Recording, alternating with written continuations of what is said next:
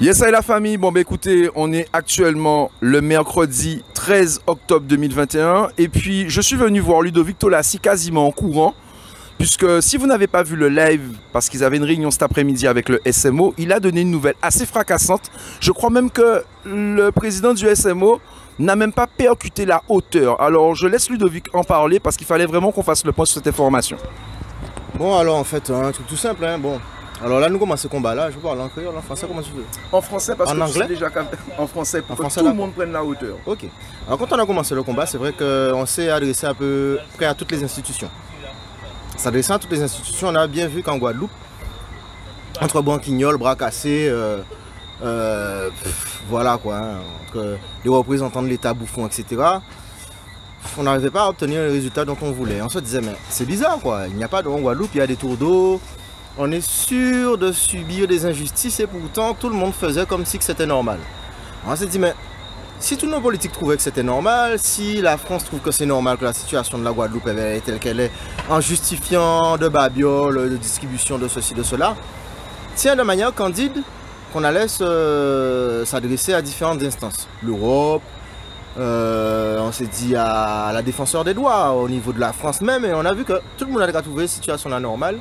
Et de manière candide, en fait, on a envoyé un rapport qu'on a travaillé avec d'autres associations et qu'on a appelé le rapport au secours. Il est là, comme vous le voyez. C'est un rapport qui fait, bon, Yannis et moi, on a passé quelques jours dessus aussi, mais qui fait 30 pages. Mais dans ces 30 pages-là, en fin de compte, on a décrit la situation de la Guadeloupe en s'appuyant sur des documents de la préfecture, de la DEAL.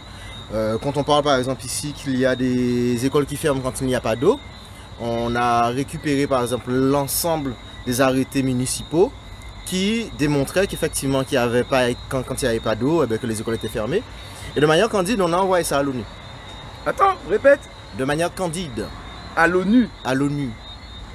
Et on était aidé d'autres personnes qui sont spécialisées dans d'autres types, on va dire, de stratégies judiciaires.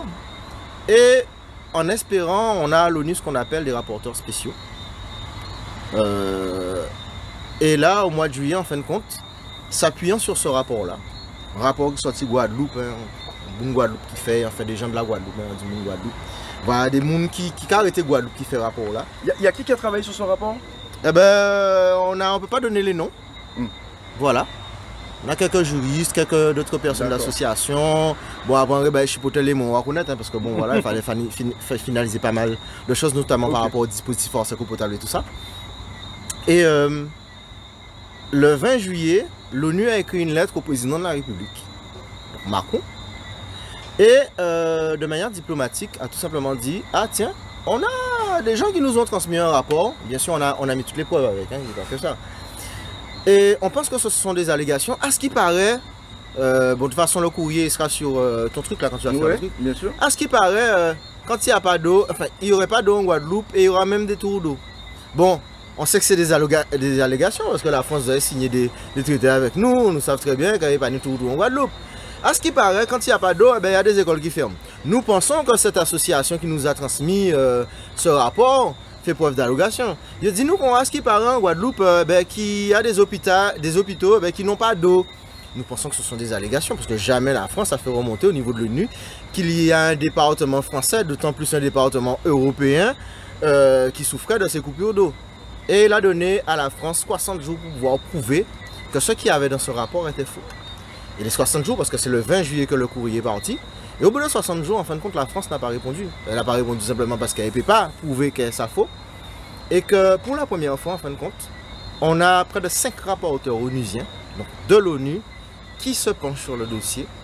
Et juste pour annoncer aussi que de manière subséquente, sans trop annoncer la couleur non plus, qu'il y a un certain nombre de démarches qui seront entamées par Moun Guadeloupe et d'actions bien sûr sur le terrain, mais il faut nous bien faire rentrer en côté. Donc, que nous allons commencer à enchaîner sérieusement sur eux, sur les différentes injustices que nous traversons en ce moment, notamment la crise de la Covid-19, mais on reste sur l'eau potable. Pour une fois pour toutes, et on a dit ça clairement pour monsieur le préfet qui nous répond avec des petits PV, des petits trucs de certains fonctionnaires de police et de gendarmerie. Je dis certains, pas tout qui couillons, mais ni à des petits noyaux durs des policiers très couillons et des gendarmes connards. qui permettent de verbaliser nous, là, nous décider des manifestations, car verbaliser les porte-parole alors qu'il y a passé des manifestations, et eh ben, il n'y a pas de souci. Il n'y a pas de souci, nous allons régler tout ça, pas dans le chaos, nous allons faire ça bien propre. Mais sache que les représentants de l'État, toutes les personnes qui auront affaire de près ou de loin à cette injustice, cette espèce de maltraitance sanitaire que nous avons subi, eh ben, nous que faisons en tant que maman à un certain moment.